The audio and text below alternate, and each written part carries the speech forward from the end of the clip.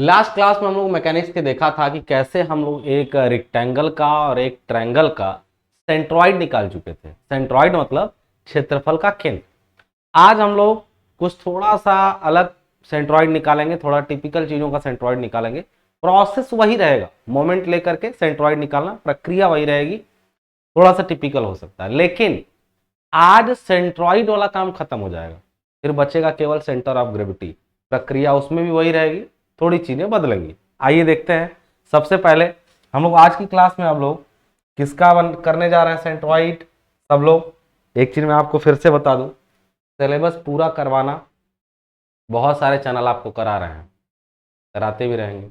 लेकिन जब आप कभी कहीं से पढ़ रहे हो और आपको कुछ बातें पढ़ते पढ़ते भी लगे कि अरे यार ये चीज नहीं समझ में आ रही है, तब आइएगा आप सिविल टेक सॉल्यूशन पे।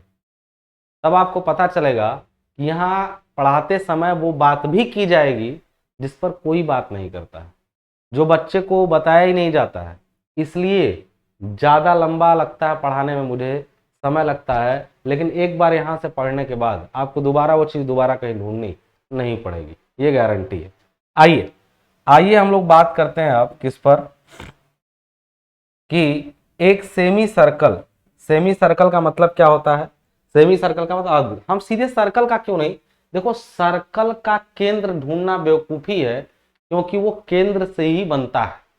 सर्कल का केंद्र ढूंढना क्यों बेवकूफी है? क्योंकि वो केंद्र से ही बनता है, उसमें कुछ सोचने वाली बात ही नहीं है।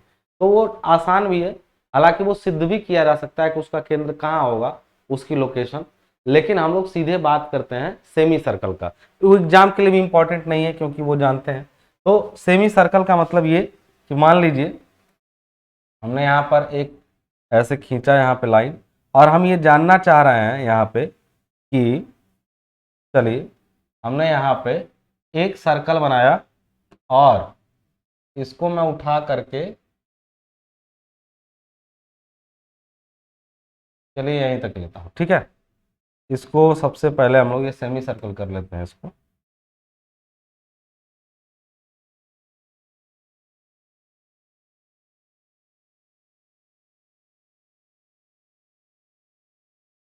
ठीक है, ये बन गया आपका सेमी सर्कल।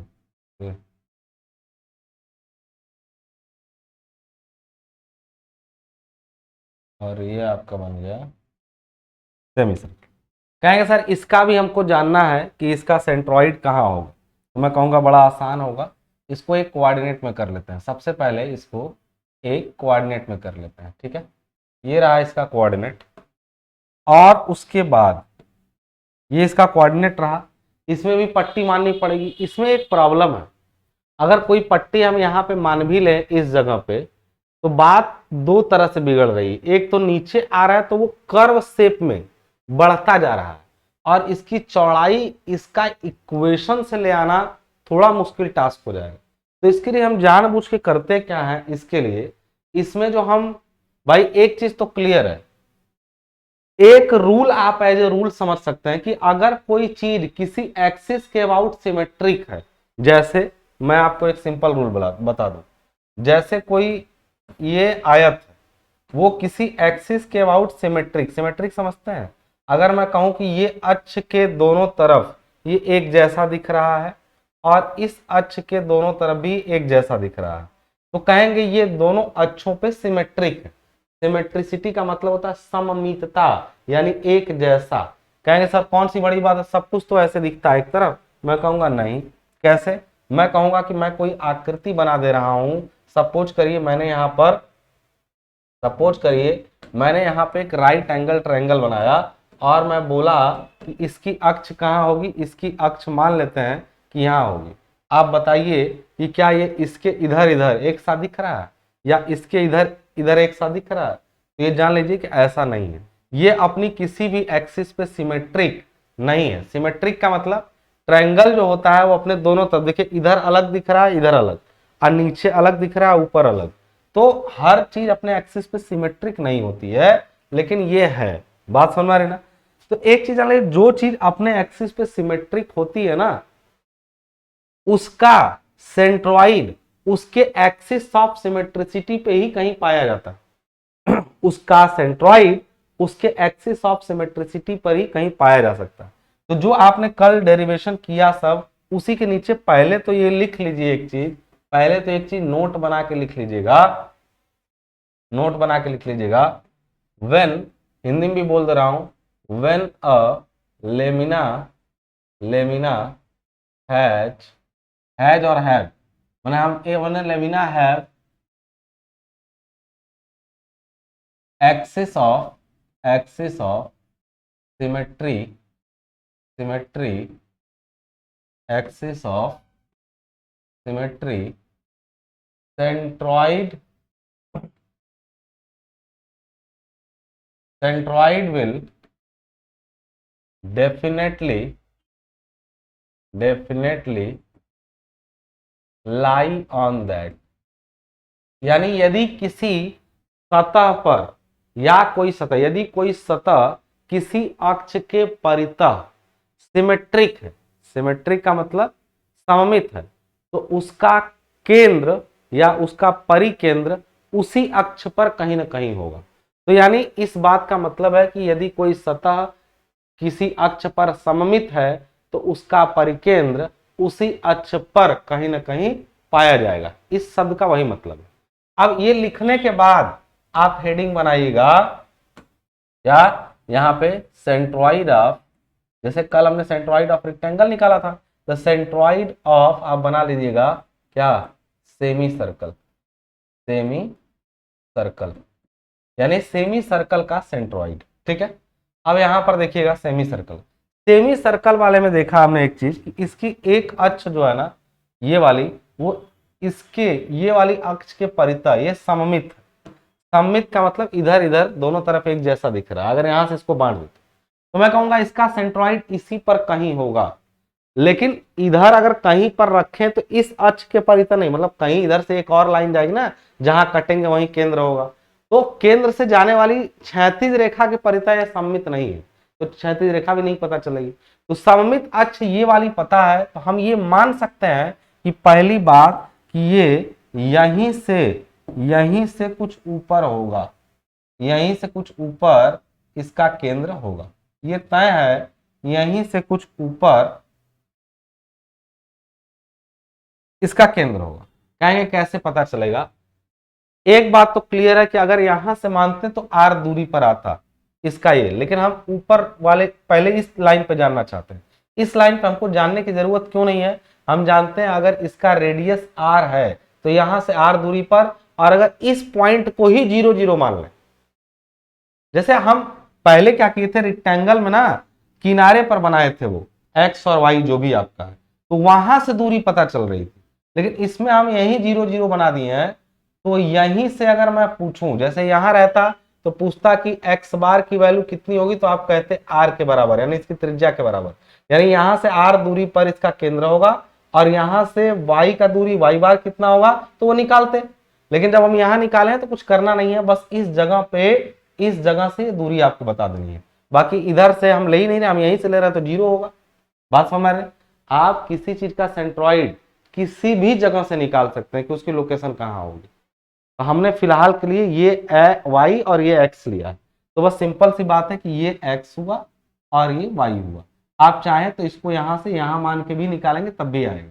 ठीक है, अब बात करते हैं हम लोग मुद्दे वाली, क्या कि मान लेते हैं कि कुछ दूरी पर है, ये बात ध्यान रखिएगा, ये सब प्रूफ करने के लिए आता है एग्जाम में, तो इतना समझाने की जरूरत नहीं है, आप इसको बस प्रोसेस याद कर लो कि मैंने क्या किया। प्रोसेस में क्या क्या लिखा हमने, यहाँ पर हमने लिखा कि माना एक सेमी सर्कल है जिसकी त्रिज्या कैपिटल आर है, जिसकी त्रिज्या क्या है, मैंने क्या बोला, एक से अर्धवृत्त जिसकी त्रिज्या कैपिटल आर है, उसमें स्मॉल आर दूरी पर, स्मॉल आर दूरी पर एक पट्टी मानी गई है, एक स्मॉल आर दूरी पर एक पट्टी मानी गई है जो केंद्र से डी थीटा का कोण बनाती है।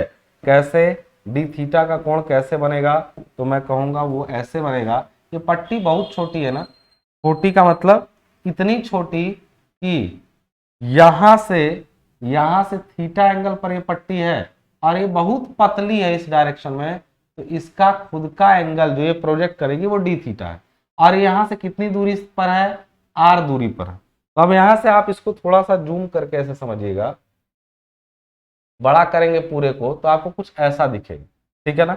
यहाँ पर आपको दिखा ये डी थीटा का एंगल दिखा, ये थीटा डिग्री पर, थीटा डिग्री पर झुकी हुई एक पट्टी बनी, पट्टी बहुत छोटी का मतलब ये डी थीटा एंगल ना के बराबर है, और ये दूरी यहां से यहां तक की जो है वो आर है, जो ज्यादा से ज्यादा कैपिटल आर तक हो सकती है।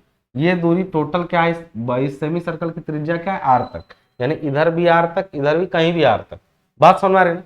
तो अब यहीं पर हमको मानना है कुछ चीजें, जैसे सबसे बड़ी बात ये एक चीज जान लीजिएगा, यहां से हमने ये ऊंचाई y दूरी पर पट्टी ली है, हमने y दूरी पर और r रेडियस पर पट्टी ली है, ये y दूरी है, तभी y दूरी पर ही इसका मोमेंट लिया जाएगा, ये ध्यान रहिएगा। ये मोमेंट जो हैगा y दूरी पर लिया जाएगा, क्योंकि याद करिए आयत में y दूरी पर लिए थे, तो इसमें भी y दूरी पर एक पट्टी लिए थे, हालांकि आयत में पट्टी सीधी थी, इसमें क्या है, घूमी हुई है। अब सीधी सी बात यदि हम लोग करने जाए, उस पट्टी का एरिया मोमेंट लेने जाए इस एक्सिस के अबाउट, फिर पूरे का एरिया में ऐसे ही पट्टियां रहेंगी, ये पट्टी यहां से यहां तक फैल सकती है और इधर से इधर। आयत में दिक्कत ये थी कि एक ही बी पट्टी ले लेते थे, वही नीचे से ऊपर तक फैलती थी। अगर इसको हम पूरा ले लेंगे ना, पूरा, तो दिक्कत ये हो सकती है, ऐसे पूरा घुमाएंगे तो एक जगह तो इसी को छू देगा तो इसका मोमेंटम जीरो हो जाएगा। अभी तुम इन बातों को हो सकता है ना समझ पा रहे हो, लेकिन जो बच्चा मोमेंट वाला चैप्टर ठीक से पढ़ा होगा वो समझ पा रहा होगा कि मैं इस पट्टी को बहुत छोटा मान रहा हूं, अगर इसमें टच करा के ऐसे घुमा दिए तो दिक्कत ये हो जाएगी कि इस पट्टी का एरिया मोमेंट इसके अबाउट जो यहाँ टच करेगा वहां जीरो हो जाएगा, ये किसी चीज से दूरी ही खत्म हो जाए। तो इसलिए बहुत हल्का सा लिए हैं हम लोग, वाई दूरी पर वो पट्टी लिए हैं। हम सबसे पहले लिखेंगे कि एक अर्धवृत्त जिसकी त्रिज्या कैपिटल आर है, उसमें एक छोटी सी स्ट्रिप चित्र के अनुसार मानने पर, तो उस पट्टी का एरिया ऑफ स्ट्रिप सबसे पहले मैं लिखूंगा यहाँ, एरिया ऑफ स्ट्रिप, उस स्ट्रिप का एरिया क्या होगा, ठीक है। तो पहली बात, स्ट्रिप का एरिया हम लोग क्या लेंगे, तो भाई एक चीज ध्यान रखो, स्ट्रिप का एरिया को मान लीजिए हमने बोला डेल ऑफ ए यानी डी ए हमने बोला, वो कितना होगा, तो वो होगा आर डी थीटा। अगर ये बताइए मैं पूछूं कि यहाँ पर इसका ये आर्क कितना होगा, तो कहेंगे सर एंगल डी थीटा है, केंद्र पर बना कोण त्रिज्या बराबर होता है आर्क, आप जानते हैं केंद्र पर बना कोण थीटा बराबर आर्क अपॉन रेडियस, तो फिर आर्क क्या होगा, थीटा इंटू आर, तो ये आर्क लंबाई क्या होगी, तो कहेंगे डी थीटा इंटू ये स्मॉल आर, तो यहीं से आ जाएगा, नहीं समझे, आर थीटा ही तो आर्क होता है, तो यहाँ आर क्या है, त्रिज्या छोटा आर है, एंगल डी थीटा है, तो मैं यहां पर लिख दूंगा डी ए बराबर R D theta. R D theta उस आर्क की लंबाई होगी, चूंकि आर थीटा बराबर ही आर्क होता है, तो आर का काम कौन करेगा, स्मॉल आर, और थीटा का काम डी थीटा, तो ये तो इसकी लंबाई हुई, इसकी मोटाई कितनी है, तो वो जो उसकी मोटाई है ना, आर की दिशा में डी आर है मोटाई उसकी, भाई ऐसे बढ़ रहा है तो आर की दिशा में पतली सी कोई चीज स्ट्रिप है तो वो डी आर मोटाई की ली जाएगी, तो ये उस पट्टी का क्या हो गया, एरिया हो गया, ठीक है। अब एक बात बताइएगा, हम लोग कहेंगे कि उस पट्टी का एरिया हमको मालूम है, तो एरिया मोमेंट भी लेना पड़ेगा, एरिया मोमेंट कितना हो जाएगा, तो कहेंगे मोमेंट ऑफ, ये तो एरिया हो गया, अब मैं लिखूं यहीं पर moment of area of the strip, यानी उस पट्टी का क्षेत्रफल आघूर्ण किसके परितः, परितः अबाउट एक्स एक्स, कहेंगे एक्स एक्स के अबाउट, एक्स एक्स से ये कितनी दूरी पर है, ये पट्टी एक्स एक्स से कितनी दूरी पर है, तो मैं कहूंगा एक्स एक्स से ये वाई दूरी पर है, और वाई कितना है, तो कहेंगे सर थीटा डिग्री पर झुका हुआ आर, तो मैं ये देखिएगा ये त्रिज्या है आर, ये है वाई और ये थीटा, तो मैं यहां लिख सकता हूं कि साइन थीटा बराबर, साइन थीटा लेंगे तो वाई बटा साइन थीटा बराबर लंब बटा कर्ण वाई बटा आर, यानी वाई बराबर हम लिख सकते हैं आर साइन थीटा, बताइए। और यहाँ पर इस वाले को थोड़ा मैं ठीक से लिख दे रहा हूं, तो मैं सीधे यहाँ पर दिखा दे रहा हूं क्या, डी थीटा बराबर वो आर्च अपॉन रेडियस, ये दो बातें मैंने यहाँ पे चित्र के नीचे समझाने के लिए लिखी हुई है, उसी चित्र से लिया हुआ है इसको, ठीक है। तो अब यहाँ पर हम लिख सकते हैं कि moment of area of the strip about x x, x के अबाउट इसका, वो देखो एक चीज और बता दूं मैं तुमको, कुछ बच्चों को डेरिवेशन समझने में दिक्कत होगी, तो चिंता मत करें, एग्जाम के टाइम में कुछ क्लासेस हम ऐसी जरूर लेके आएंगे जो बहुत कम समझ के भी आप एग्जाम अपना पास कर सकते हैं। नॉलेज के लिए एक क्लास चल रही है, लेकिन एग्जाम के टाइम में मैं जो रिवीजन क्लास लाऊंगा उसमें कुछ सिलेक्टेड एग्जाम के पॉइंट से जो इंपॉर्टेंट क्वेश्चन है उनको लाया जाए, तब आपको पता चलेगा कि वो बड़ा तेजी से काम करता है। ठीक है, यहाँ पर moment of area of strip about x x यदि हम लोग करेंगे तो अब इसी का मोमेंट ले लेंगे, तो मोमेंट कितना हो जाएगा हम लोग का, तो वो हो जाएगा क्या, इंटीग्रेशन ऑफ किसका, डीए का मोमेंट लिए हैं पूरा, तो DA into y, integration of DA into y. तो कहेंगे सर इंटीग्रेशन ऑफ डीए कितना होगा सर, डीए का पूरा वैल्यू तो हमने लिखा वहां पे R D theta into D R. देखिए तो अभी तक जितना डेरिवेशन किए थे उसमें केवल एक वेरिएबल था, इसमें थीटा भी बदल रहा है, क्योंकि अगर हम इस, अच्छा सोचो छोटी सी स्ट्रिप लिए हो, ये स्ट्रिप कहां से कहां तक जाएगी, एक तो ऐसे जीरो से बढ़ते बढ़ते आर हो जाएगी, दूसरा इस दिशा में ये एंगल जो थीटा है ना, अभी ये थीटा बढ़ते बढ़ते बढ़ते बढ़ते 180 हो जाएगा। बात समझ, थीटा खुद भी, ये थीटा जो हल्की सी झुका, ये पट्टी झुकी हुई है थीटा डिग्री पे, ये अगर पूरा, अगर इस पूरे सर्कल को कवर करना रहे तो दो काम करने होंगे, एक इस पट्टी को जीरो से आर तक फैलना होगा और इस एंगल को थीटा से पाई तक फैलना होगा। नहीं समझे, सोचो ये पट्टी फैल रही है और ये पूरे सर्कल को घेर दी, यानी पूरा एरिया, तो लिमिट कहां से कहां तक पहुंचेगा, पहला घेर है तो इसको घेरना है, तो पहले ये जो आर है स्मॉल आर वो जीरो से कैपिटल आर तक फैल जाए, तो ये पूरा घेरा गया, और फिर एंगल जो है वो अभी जो थीटा पे है ना, वो थीटा पहले जीरो आए, जीरो से फैलता फैलता पाई हो जाए, तो ये पूरा घेर देगा पूरा। समझ गए होंगे मैं क्या कहना चाहता हूं। तो असल में आर डी थीटा में आर और थीटा दोनों वेरिएबल है, R D theta d r, ये आपका एरिया हुआ, वाई का वैल्यू खुद भी यहाँ पे आ रहा है, वाई बराबर हम लोग लिख दिया आर साइन थीटा।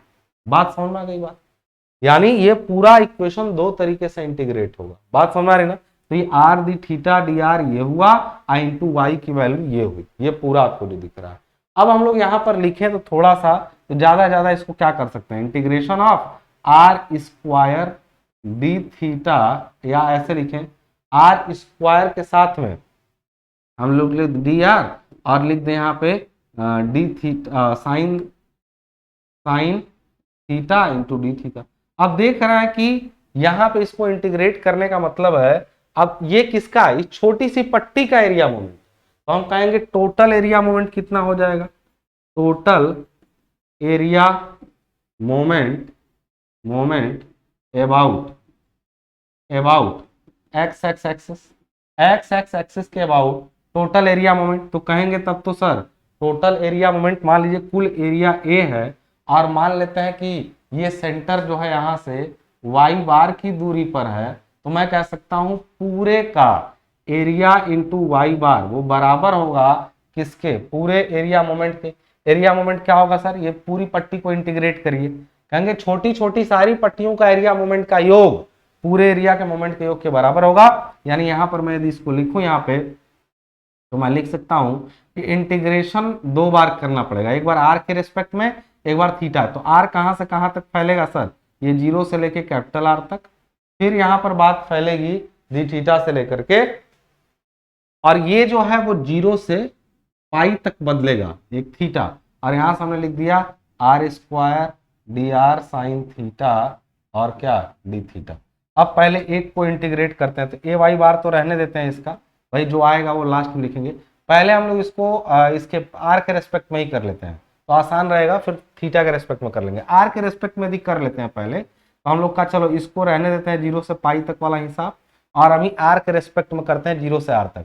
तो आर इसको हटाना, तो पहले आर वाले को खत्म करो, आर स्क्वायर का क्या होता है, आर का क्यूब बाई 3, और ये कहां से कहां तक बदलेगा, तो कहेंगे जीरो से लेके आर तक, यही ना होगा, जीरो से लेके आर तक ही तो बदलेगा ये, लेकिन अभी कुछ चीजें बची हुई हैं जिसमें एक है साइन थीटा डी थीटा।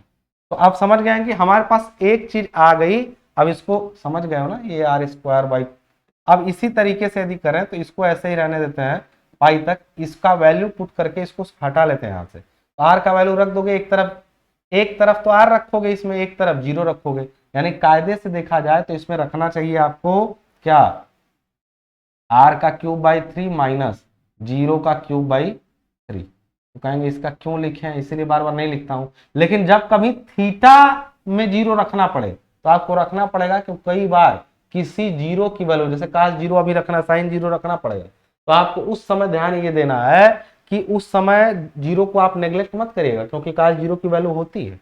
भले अब जीरो की अपने आप में वैल्यू नहीं है, लेकिन काश जीरो की तो वैल्यू है ना, इसलिए मैं यहाँ पे रख रहा हूँ ये, और यहाँ पर रख दिया मैंने साइन थीटा इंटू मैंने क्या कर दिया डी थीटा।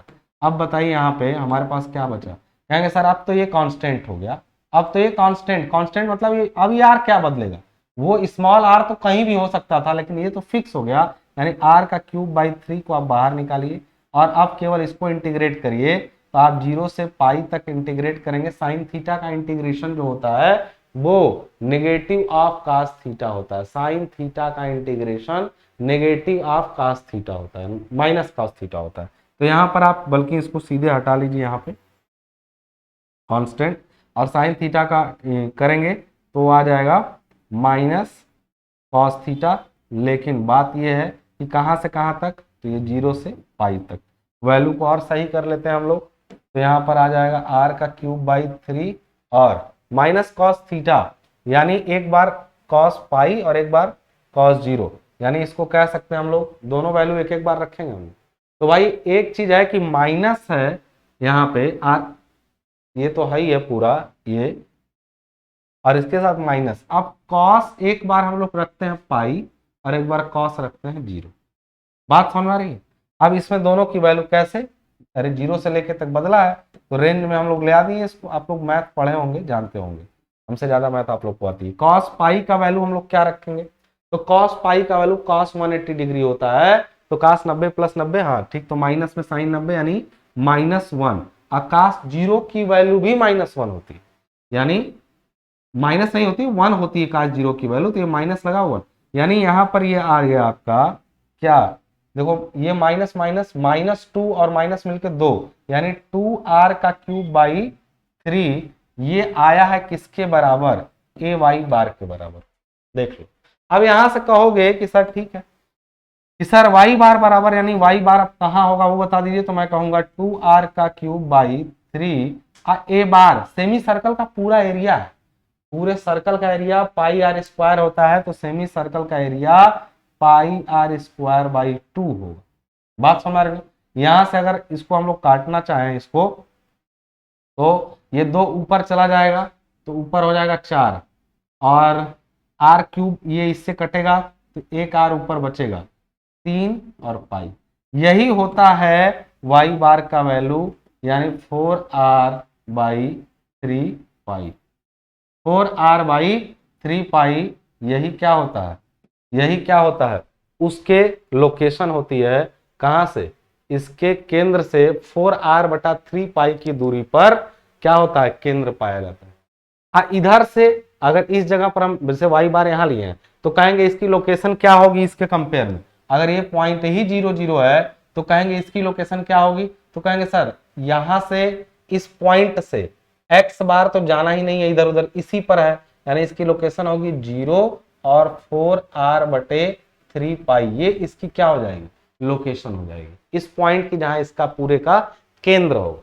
तो आप इसका केंद्र निकाले ना, इसका केंद्र निकाले ना, तो आप इसमें क्या किए, जो जो किए आप इसको थोड़ा सा नोटिस करिएगा, एक बार और वीडियो को देख लीजिएगा कि कैसे ये आया। अगर मैं यही चीज आपसे सिमिलरली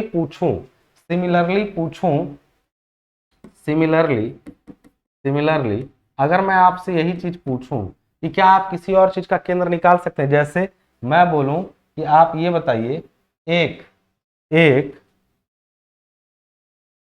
क्वार्टर सर्कल का कहां होगा, क्वार्टर सर्कल समझते हैं, अर्धवृत्त का आधा, इसका केंद्र कहां होगा। अब इसका केंद्र यदि होगा मान लीजिए तो यहां से कुछ दूरी पर होगा और यहां से भी कुछ दूरी पर होगा, और ये दूरियों पर पता चलेगा कि इसका केंद्र कहीं यहां पर है, इस पॉइंट पर, कहीं इस पॉइंट पर इसका केंद्र है, इस पूरे क्वार्टर सर्कल का। क्वार्टर सर्कल मतलब समझते हैं, क्वार्टर सर्कल मतलब ये एक सर्कल है भाई, ये एक सर्कल है, ये देखिए एक सर्कल का आधे का आधा हिस्सा, इसका केंद्र कहां होगा, तो मैं आपको बताऊं, वही पट्टी उसमें भी मानिएगा। सिमिलरली अगर हम लोग लिखें यहाँ पे क्वार्टर सर्कल का और ये पॉइंट हम 0 0 मान लें, तो कितना इधर कितना इधर, तो भाई यहाँ एक्स बार भी 4r/3 आएगा, 3 और y बार भी 4r/3 आएगा। कहेंगे सर दोनों कैसे? बेटा फिर वही करना, एक पट्टी मानना, एक पट्टी यहाँ पे मानना ऐसे कुछ दूरी पर, जैसे उसमें माने थे, एक पट्टी ऐसे मानोगे और उस पट्टी का भाई सीधी सी बात है, वो पट्टी फिर से यहां से कितनी होगी, y दूरी पर होगी ये पट्टी, और ये एंगल, ये जो एंगल होगा वो यहां से क्या बनाएगा, डी थीटा का एंगल बनाएगा। तो बस ये ध्यान रखना कि जब इस पट्टी का एरिया लोगे सब कुछ वही लोगे, बस लिमिट क्या होगी, लिमिट जो होगी ना, लिमिट थीटा जो होगा, लिमिट जो होगी वो दो चीजों की होगी। थीटा का लिमिट वहां से कितना लिए थे, तो लिए थे 0 से लेके पाई तक ना, यहाँ 0 से π/2 लेना, क्योंकि ये थीटा जब बनाएगा यहाँ से थीटा, तो फिर ये इधर तक पूरा नहीं जाना है, यहीं पर रुक जाना है 90 डिग्री पे, 90 का मतलब π/2। और जो r लेना, r वो तो भैया 0 से, वो तो 0 से r तक ही जाएगा। बस पूरे इंटीग्रेशन में जो तुम ये लिमिट लगाए हो ना, 0 से r और 0 से पाई, यहीं बस π/2 रख देना। तुरंत देखोगे कि यहां पर ये वैल्यू तो वही आएगी, लेकिन x बार भी निकालने जाओगे दूसरे साइड से तो वो वैल्यू भी वही आएगी। तो करने की जरूरत नहीं, तुम इसी को दिखा कर बस लिमिट लगा के यही दिखा दोगे, तो यहीं से तुम्हारा क्या हो जाएगा, पता चल जाएगा कि क्वार्टर सर्कल का कितना होता है। बस लिमिट उसका चेंज होगा और बाकी चीजें वही रहेंगी। कहेंगे सर हमने अभी तक देखा अलग अलग आकृतियों का केंद्र कहाँ होगा, अभी परिकेंद्र देखा, सेंटर ऑफ ग्रेविटी यानी गुरुत्व केंद्र नहीं। गुरुत्व केंद्र में मैंने बोला कि जहां संपूर्ण भार काम करता हुआ माना जा सके। तो आपने ये समझ लिया कि चलो होता है। कहेंगे एक टेढ़ा मेढ़ा चीज का सर आप करके दिखाइए, ऐसे हम नहीं मानेंगे। मान लीजिए आपका मन हुआ एक टेढ़ा मेढ़ा चीज का आप करके दिखाइए, ऐसे नहीं माना जाएगा। मैं कहूंगा ठीक है, अगर आप तुमने इतना सीख ही लिया तो पहले तो एक चीज जान लो, अब तक हमने सीखा, हम लोग यानी अब तक हमने सीखा क्या, एक टेबल मैं बना दे रहा हूं, यहां से एक टेबल मैंने बना दिया, यहां से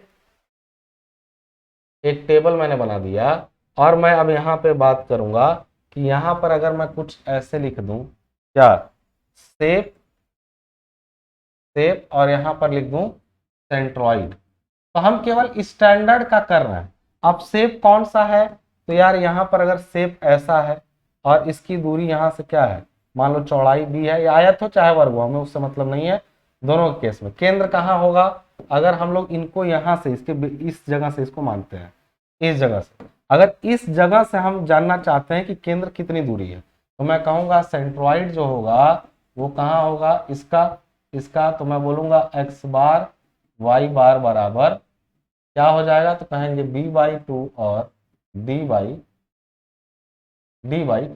अरे होगा कि नहीं होगा, इसका सेंट्रॉइड का लोकेशन यदि x बार y बार है तो x बार y बार बराबर क्या होगा, इधर से b/2 इधर से d/2।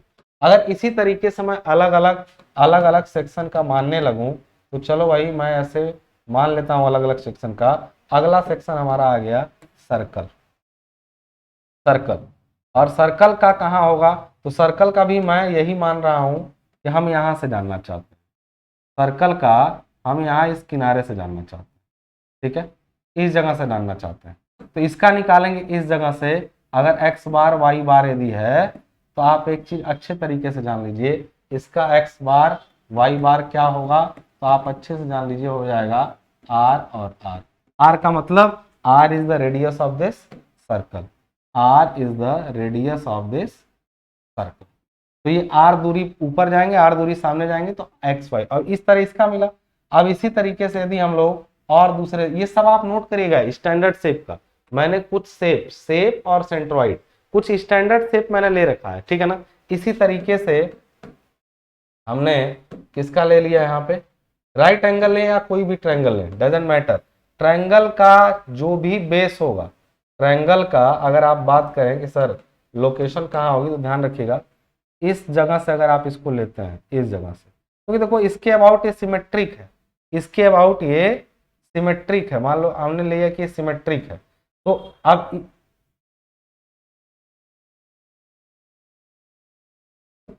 इसके अबाउट यदि ये सिमेट्रिक है तो मैं पूछूं कि देखो इसका, तो यहां से तो ये होगा, ये बी है, तो कितनी ऊंचाई पर हो, ये मत कहना कि b/2 पे, गलत। b/2 तब होगा जब ये इक्विलैटरल होगा, वो बेस से मतलब ही नहीं है, वो हर जगह से जो बेस होता है उसमें जो लंब, जैसे कई बार ट्रायंगल ऐसा भी तो बन सकता है कि ट्रायंगल ऐसा रहे, ऐसा रहे, तो फिर इस बेस के आधे पर नहीं होगा, वो इधर से इस ट्रायंगल की ऊंचाई है ना, तो इस ऊंचाई पर h/3 पर, और उधर से इस ऊंचाई से इस पूरे से अगर इसकी ऊंचाई तो उससे h/3। तुम ये बात नहीं समझ पाओ, बस ट्रायंगल का सेंट्रॉइड इसके आधार पर एक लंब खींचो, आधार पर एक लंब खींचो ताकि वो शीर्ष को टच करे, तो ये इसकी हाइट मिल गई और हाइट से h/3 पर, तो यहाँ पर x बार और y बार की यदि हम लोग बात करें तो x बार तो नहीं पता चल पाएगा, कैसे, वो कैसा ट्रायंगल है उस पर, देखो सर्कल सिमिलर है इसलिए तुम बता पाए हो दोनों एक्सिस पे, जो एक एक्सिस पे एक्सिस नहीं है तो यहाँ पर हम केवल y बार बताएंगे, और y बार बराबर इसका क्या होगा h/3 पर, यहाँ इसका h क्या है, इसकी हाइट है, h क्या है, इसकी हाइट। अब कहेंगे सर x बार क्यों नहीं बताया, बेटा ट्रायंगल नहीं पता है तो इसलिए हम x बार नहीं बताए, अगर ट्रायंगल का एक्चुअल पता चल जाए कि कौन सा ट्रायंगल है तो x बार उसी के अनुसार निकल आएगा, अगर ये दोनों साइड बराबर वाला ट्रायंगल है तो x बार आधे पर होगा, ट्रायंगल का हो गया। और इसी तरीके से यदि हम लोग बात करें अगला सेमी सर्कल का, अगला हम लोग किसका बात कर लें, सेमी सर्कल का, बड़ा घटिया बना,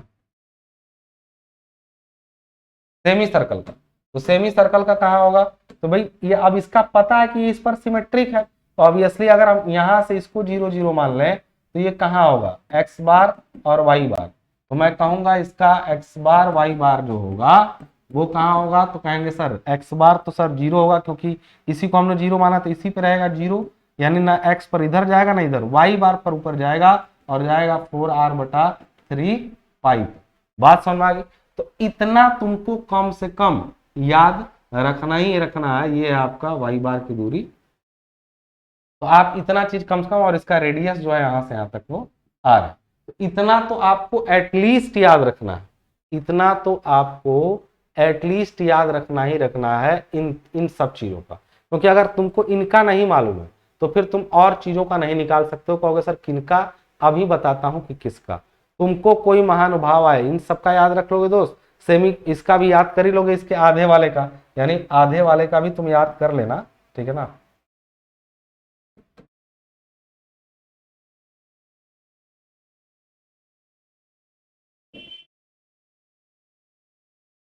ठीक है, इसका भी मान लो यहाँ से कुछ दूरी पर होगा इधर, और यहाँ से कुछ दूरी पर होगा इधर, ठीक है,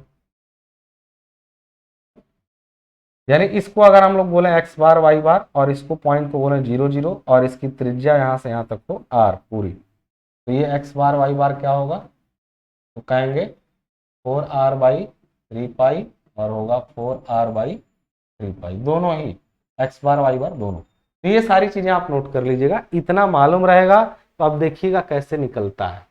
इनका तो बेसिक था, इनका तो बेसिक था और इसलिए हमको इंटीग्रेशन करना पड़ा, लेकिन कहेंगे आगे सर क्वेश्चन हमको दे दिया, तो आगे यदि आपको क्वेश्चन दे दिया तो आपको सीधे बोलेगा एक, देखिए ध्यान से यहाँ पे सीधे मैं एक क्वेश्चन आपको करा के एग्जाम्पल दे रहा हूँ, एक बोलेगा यहाँ पे एल सेक्शन, एल सेक्शन मतलब ये सब चीजें ना मार्केट में मिलती हैं, आप कभी एंगल सेक्शन देखे होंगे, एंगल सेक्शन जो लोग नहीं देखे वो ऐसा समझे, कभी मार्केट में ऐसा कोई कोई लोहे वोहे का टुकड़ा देखे हो जो तुमने ऐसे मिलते हुए देखा है, कैसा मैं बता रहा हूँ भाई,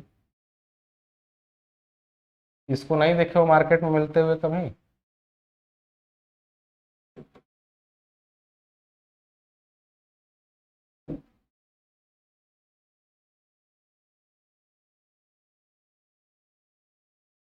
अगर तुमको मालूम होगा तो ये मार्केट में तुमको मिलता है, अभी तो तुमको मैं हल्का सा बस ऐसे ही बता रहा हूँ, एक समय पे इसी पर अपने तुम सबसे लास्ट सेमेस्टर में जाओगे ना तब तुमको धड़ाधड़ इसी को पढ़ना पड़ेगा, धड़ाधड़ तुमको इसी को पढ़ना पड़ेगा, याद है ये सब कहीं मार्केट में मिलता हुआ देखे हो ऐसा सेक्शन? ये जाओगे खरीदने तो लोहे का ऐसे मुड़ा हुआ एल टाइप का मिलता है, ठीक है। तो इन इन सब का तुम्हारे सिलेबस में बहुत तगड़ा रोल है। आगे भविष्य में हम लोग इस पर बात करेंगे, इन पर पढ़ना, इनका आई, इनका I X X, I Y, I U U, I B B, और इनसे कोई चीज बनाई जाएगी, खंबे बनाए जाएंगे, ब्रिज में यूज होगा, तो उन सब चीजों के बारे में विशेष जानकारी मिलेगी। लेकिन उन सब से पहले इसका तुमको केंद्र, मतलब तुम सोचो कि ये ऐसी चीज है, इसका केंद्र कहाँ से होके जाएगा, तुमको नहीं पता है कि अगर ये एक्सिस हो, अगर इसकी, ये इसकी यदि एक्सिस हो, मान लेते हैं ऐसे यहाँ पे,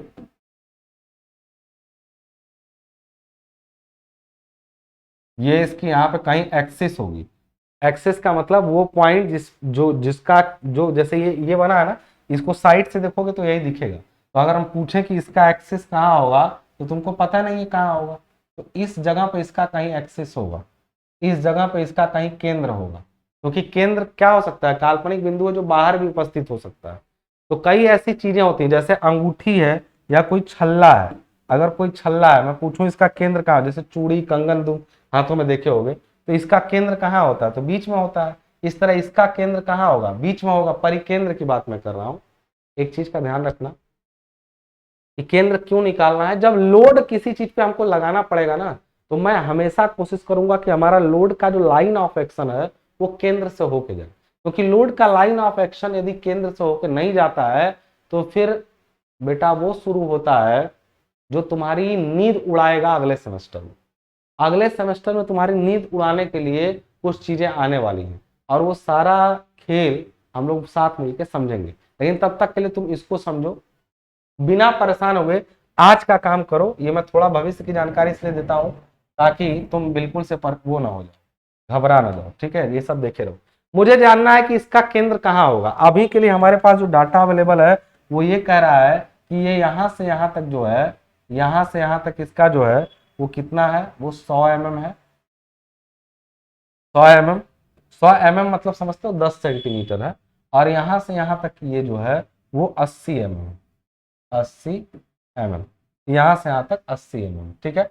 और इसकी जो मोटाई दिया हुआ है हम लोगों को, इस पूरे की मोटाई, वहां भी हर जगह इसकी मोटाई अलग अलग भी हो सकती है लेकिन जनरली सेम होती है। और ये दिया हम लोगों को 10। कहेगा कि इस पूरे का केंद्र कहाँ है बताओ, इस पूरे का केंद्र हमसे पूछ दिया कहाँ है बताओ।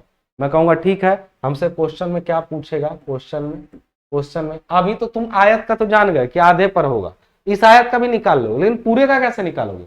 नियम वही, देखो क्वेश्चन पूछा फाइंड द सेंट्रॉइड, फाइंड, अब देखो न्यूमेरिकल है, अब ज्यादा मैथमेटिक्स की जरूरत नहीं पड़ेगी तुमको। Find the centroid of the given given L section, L section, यानी हम जो एल सेक्शन बनाए हैं उसका सेंट्रॉइड यहां पर बताइए। बोला कि दिखाए गए चित्र में जो एल सेक्शन है उसका सेंट्रॉइड बताइए, हमसे यही पूछा गया, ठीक है।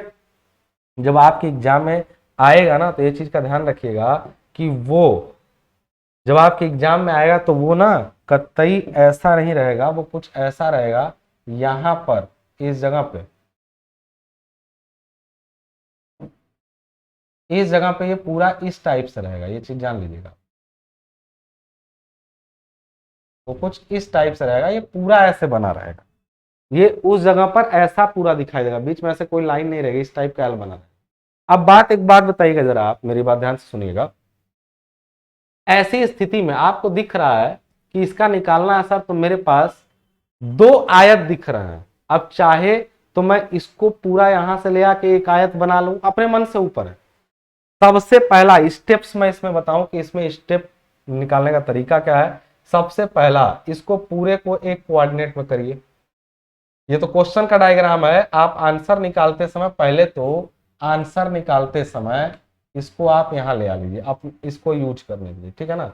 और उसके बाद बोलिए कि ठीक है मैं बताऊंगा कि इसका सेंट्रॉइड कहाँ होगा, लेकिन वेरी फर्स्ट ऑफ ऑल हमको ये सब हटाओ यहाँ से, पहले तुम ये सब मारो गोली, सेंटर कहीं होगा ही, ठीक है।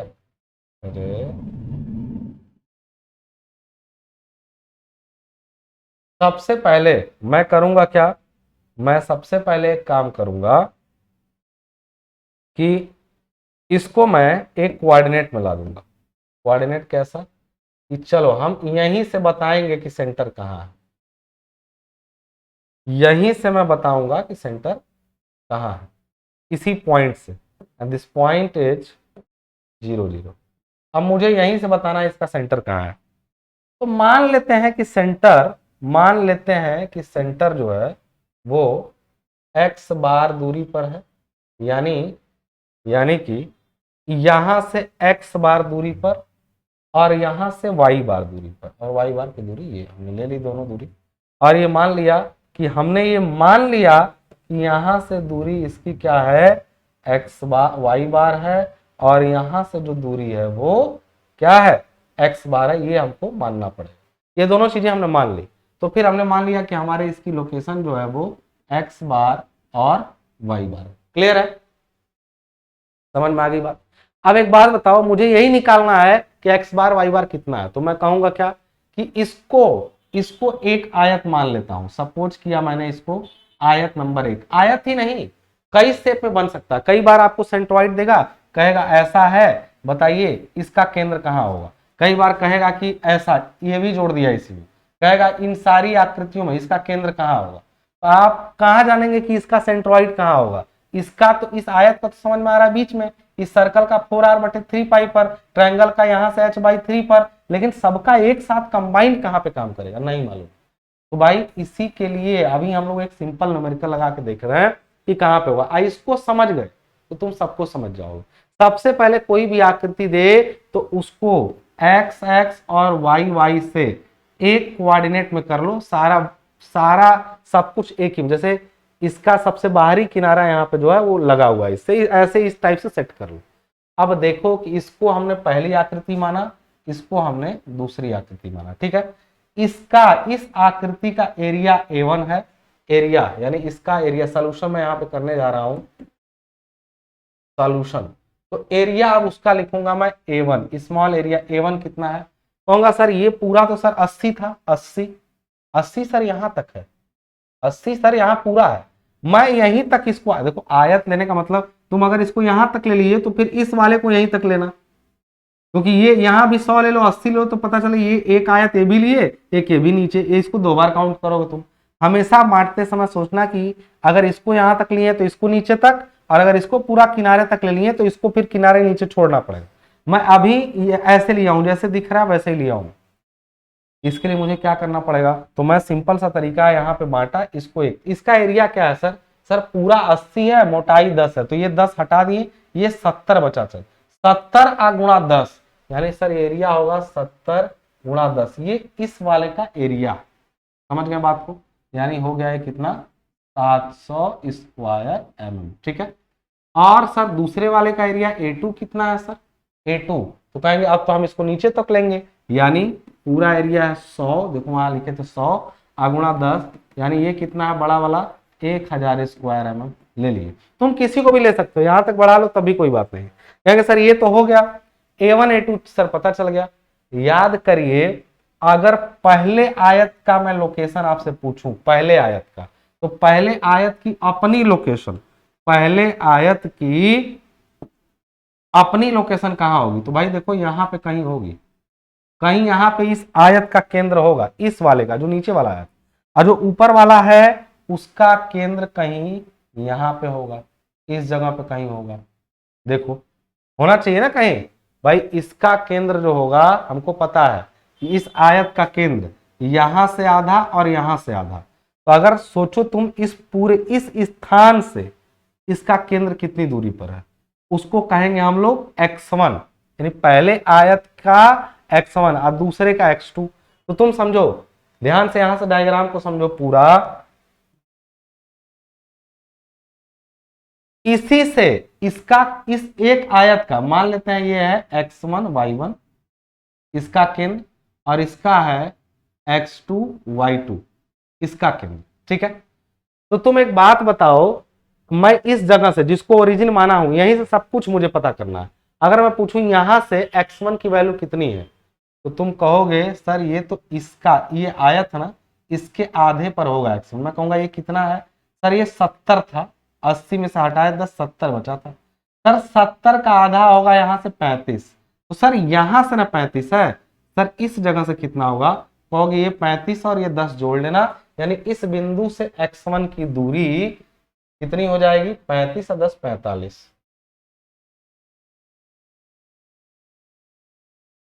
यानी मैं पूछूं यहाँ पे x1 की दूरी कितनी है, तुम कहोगे 45 mm, 45 mm। तो फिर y1 की दूरी, y1 क्या है सर, यानी इस पॉइंट से कितना दूरी पर ये है, तो कहोगे सर ये इसकी मोटाई है 10, इस पॉइंट से कितना ऊपर गए कि इस बिंदु पर पहुंचे, कहोगे सर ये पूरा है 10, देखो ये 10 है, 10 का आधा, यानी यहां से इस पॉइंट से केवल 5 ऊपर जाएंगे तो y मिल जाएगा, और 45 आगे जाएंगे तब x मिलेगा, तभी तो उसकी लोकेशन आएगी। तो y1 का वैल्यू कितना हो जाएगा, तो वो हो जाएगा 5 mm। तो ये x1 और y1 की लोकेशन मिल गई, इस पॉइंट से 45 mm आगे और 5 mm ऊपर जाने पर हमें x1 y1 मिल जाएंगे। a1 a2 मिल गया, x1 y1 मिल गया। अब x2 y2 भी निकालना पड़ेगा। x2 दूसरे आयत का, अब पहले आयत का x1 इतना दूर है, दूसरे आयत का ध्यान दोगे तो अरे यही तो है, यहीं पर देखो x2 यही है, x अक्ष पर चली गई दूरी पर केंद्र, ये 10 का आधा 5 पे है, इसका x2 5 mm है, और y2 सर y2 तो इसका काफी ऊपर है, यहां जाना पड़ेगा। सर कितना, 100 है सर, उसका आधा 50, यानी इसका सर हो जाएगा 50 mm।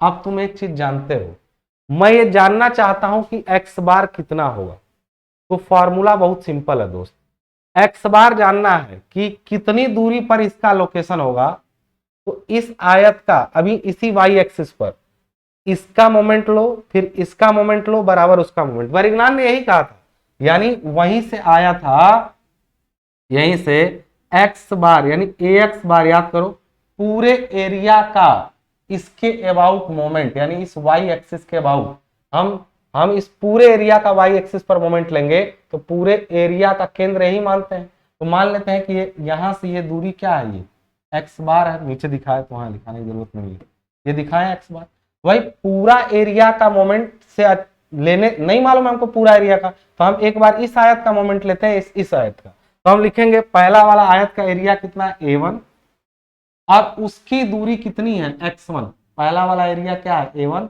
इसकी y एक्सिस से दूरी कितनी है, इस वाले से जो y एक्सिस है कहेंगे x1 सर, प्लस दूसरा वाला आयत का एरिया कितना है सर a2, और इसकी दूरी है सर x2। हम कह रहे हैं कि हम इंडिविजुअल एरिया का moment a1 x1 a2 x2 इसका मोमेंट बराबर पूरे का मोमेंट, यानी यहीं से आ जाएगा x बार बराबर a1 x1 plus a2 x2, यही फॉर्मूला मेन है। अब आई a का मतलब a1 और प्लस a2 दोनों जोड़ोगे तो टोटल एरिया ये आ जाएगा। यहां से तुम अगर सारी वैल्यू रखो तो a1 का वैल्यू कितना है, कहेंगे सर निकाले हैं 700 आया था, गुणा x1 सर कितना आया था, x1 45 है सर, प्लस a2 कितना है सर, a2 कहेंगे सर 1000, गुणा सर x2 कितना है, तो सर 5 है, divided by a1 plus a2 यानी 1000 और प्लस 700। इसको सॉल्व करोगे तो x बार की वैल्यू आएगी, कैलकुलेटर कहाँ गया, अब ये कह रहा है कि 700 गुणा हमने कर दिया 45 और प्लस हमने कर दिया 1000 और गुणा हमने कर दिया 5, जो आया होल डिवाइडेड बाय हमने कर दिया 1000 प्लस 700 यानी 1700। इससे वैल्यू आई 21.47, 21.47। समझ गए, यहां से कितना दूरी जाओगे, ये 10 है ना, 21.47 mm यदि जाओगे तब मिलेगा ये पॉइंट, और दूसरा y बार इसी तरह कितना हो जाएगा, इसी तरह से y बार कितना हो जाएगा, तो याद करो ये सब फॉर्मूला मैं लिखवा चुका हूं बहुत शुरू में, पहला वीडियो देखना, तो वो हो जाएगा a1 y1 plus a2 y2 divided by a1 plus a2, value हो जाएगी 700 गुणा y1 की वैल्यू कितनी है 5 प्लस 1000 गुणा हमने कर दिया कितना y2 की वैल्यू देखो 50, और बटा हमने कर दिया वही 1000 प्लस 700, यहां से वैल्यू चलोगे तो आ जाएगी 7 5 3500 प्लस 1000 और 50 50,000 हो गया। डिवाइडेड बाई हमने कर दिया 1700, वैल्यू आई 31.47, 31.47 एम। क्या समझे इस न्यूमेरिकल से? आप क्या समझे कि यहां से अगर हम लोग थोड़ा आगे चले 21.47 और यहां से थोड़ा ऊपर चले 31.47, तो एक्स बार और वाई बार जहां दोनों कटेंगे उसी जगह पर सेंटर होगा। क्या होना भी नहीं चाहिए था? एक बात बताओ, इधर ज्यादा आया है 31, इधर कितना आया 21। तुम ही बताओ, यदि कोई चीज ऐसी बनाई जाए, ऐसी इधर लंबी रहे इधर छोटी रहे, तो जाहिर सी बात है केंद्र जो होगा इधर की तरफ ऐसे थोड़ा ऊपर जाना पड़ेगा और ऐसे थोड़ा कम जाना पड़ेगा, फिर भी देखो ज्यादा चलेगा। इसका केंद्र हल्का सा इस पर जाना पड़ेगा और इस पर ज्यादा, मतलब इधर दूरी ज्यादा चलनी पड़ेगी और इधर दूरी कम करना पड़ेगा, तभी केंद्र इसका मिलेगा। तो देखो जो इधर 100 mm है उस पर चलना पड़ा 31.47 और इधर चलना पड़ा है क्या आपको 21 पॉइंट। तो इस वजह से हम लोग यहाँ पे इस तरीके से हम लोग यहाँ पे ये समझते हैं क्या कि आपने ये क्वेश्चन जो दिया कि find the centroid of given L section, उसका सेंट्रॉइड आपने निकाला, सॉल्यूशन कैसे किया ये आपके नजरों के सामने, डायग्राम आपके सामने है पूरा, और इस तरीके से आपने निकाल लिया उसका लोकेशन। यानी ई एंगल के इस कोने से कुछ दूरी और कुछ ऊपर चलने पे मिलेगा, वो दूरियां हमने यहाँ पर आपको दिखा दी हैं, वहीं उसका केंद्र या परिकेंद्र होगा। ऐसे ही कई, केवल मैंने एल लिया ना, टी हो सकता है, आई हो सकता है, कैसी भी कुछ भी जोड़ के दे सकता है। आपको उनको सरल आकृतियों में बांटना है, फिर एक जगह एक्स वाई लेना है, उन सब की दूरियां लेकर के बारी बारी से a1 x1 a2 x2, अगर तीसरी भी कोई चीज जुड़ी है तो a3 y3 divide by a1 plus a2 plus a3, इससे उनकी लोकेशन मिल जाएगी, जो पॉइंट ऑफ रेफरेंस माने होंगे उसी से। क्लियर है पूरी बात? तो आज की क्लास में हमने सेंट्रॉइड के लगभग बातें कर ली है, लेकिन अभी भी सेंट्रॉइड से क्वेश्चन में और कराने का प्रयास करूंगा लेकिन मैं पहले सेंटर ऑफ ग्रेविटी खत्म करूंगा, क्योंकि सेंटर ऑफ ग्रेविटी का भी कॉन्सेप्ट सेम है। चूंकि ये न्यूमेरिकल आएगा तुम आसानी से कर लोगे, लेकिन कई बार डेरिवेशन दे देता है, और डेरिवेशन जो इंपॉर्टेंट था वो सेंट्रॉइड का ही था, सेंटर ऑफ ग्रेविटी का डेरिवेशन कम देता है। लेकिन चूंकि सिलेबस में है, दिखा देता हूं मैं सिलेबस, तुमको देख लो सिलेबस में क्या है, तुम ही देखो अभी तक हम लोग का क्या हुआ है कहानी। सिलेबस हर बार मैं दिखाता हूं, तो एक बार देख लो फिर से भाई, यही बात है।